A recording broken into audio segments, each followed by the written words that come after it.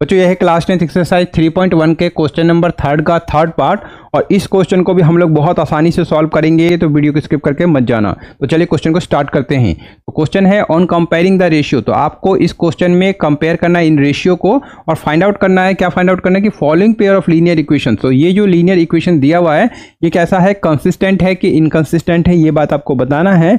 और कंसिस्टेंट और इनकंसिस्टेंट के बारे में यहाँ पर देख सकते हैं कि 3 केसेस है बच्चों। तो आपको चेक करना है कि 3 केसेस में से कौन सा केसेस आता है, उसके अकॉर्डिंगली ये क्या होगा, कंसिस्टेंट और इनकंसिस्टेंट हो जाएगा। तो चलिए इसको सॉल्व करना स्टार्ट करते हैं। तो सबसे पहले क्या करें, तो इक्वेशन जो दे रखा है इसी को लिखेंगे। तो 3/2x, फिर ये आपका 5/3y और इक्वल टू ये आपका 7। और इस इक्वेशन को हम एक सिंपल फॉर्म में लेके आएंगे बच्चों। तो सिंपल फॉर्म में लाने के लिए 2 और 3 का आप एलसीएम ले लीजिए, तो ये आपका हो जाएगा 6।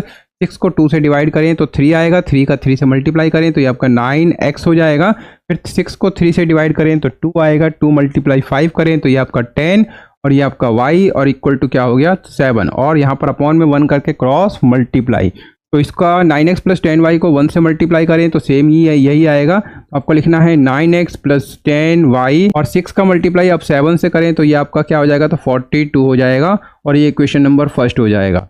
इसी तरीके से अब आपको सेकंड इक्वेशन को लिखना है। तो सेकंड इक्वेशन क्या है, तो ये आपका 9x माइनस का 10y इक्वल टू 14। तो ये इक्वेशन जो है वो ऑलरेडी सिंपल फॉर्म में दिया है बच्चों, तो इसी को आपको लिख लेना है। तो ये आपका सेकंड हो गया। इसके बाद आपको लिखना है हेयर, और हेयर करके आपको a1 b1 c1 को फाइंड आउट करना है। तो ये आपका a1 होगा, ये b1 होगा, ये c1 होगा। तो फर्स्ट इक्वेशन से a1 b1 c1 आएगा और सेकंड इक्वेशन से a2 b2 c2 आएगा। तो a1 क्या है, तो a1 है 9, b1 क्या है, तो ये आपका 10 और c1 क्या है, तो ये आपका 42। इसके बाद आपको a2 को बताना है। तो a2 क्या है, तो a2 है ये आपका 9, b2 क्या है, तो b2 है ये आपका माइनस का 10, ये -10 और c2 ये है आपका 14। इसके बाद आपको क्या करना है, तो a1/a2 को फाइंड आउट करना है, b1/b2 c1/c2। तो क्या होगा, तो a1/a2 को फाइंड आउट करें तो a1/a2 कैसे होगा, 9/9 हो जाएगा। तो आपको लिखना है 9/9 कैंसिल करके 1 और इक्वल टू 1 हो जाएगा। फिर आपको b1/b2 को फाइंड आउट करना है। तो b1/b2 मतलब 10/-10 तो करें तो 10/-10 कैंसिल कीजिए तो ये आपका माइनस का 1, तो ये माइनस तो ऊपर चला जाएगा, तो -1 आ गया। इसके बाद आपको c1/c2 को फाइंड आउट करना है। तो c1/c2 मतलब 42/14। आपको लिखना है 42/14 और ये कैंसिल कीजिए तो ये आपका 3 और अपॉन में 1, तो ये आपका 3/1। इसके बाद आपको क्या करना है, तीनों को कंपेयर करना है। तो कंपेयर का मतलब क्या है बच्चों कि देखेंगे कि a1/a2 किसके इक्वल है, तो 1 के, b1/b2 -1 के, तो ये दोनों इक्वल नहीं आ रहा।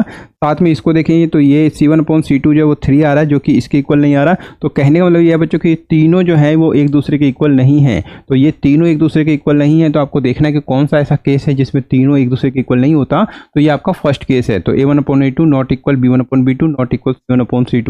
तो ये कौन सा केस है, फर्स्ट केस है। तो आपको यही बात लिख देना बच्चों कि क्लियरली कौन सा केस दिखाई दे रहा है। तो क्लियरली आपको क्या दिखाई दे रहा है कि a1/a2 नहीं इक्वल आ रहा है b1/b2 और नॉट इक्वल आ रहा है बच्चों तो c1/c2।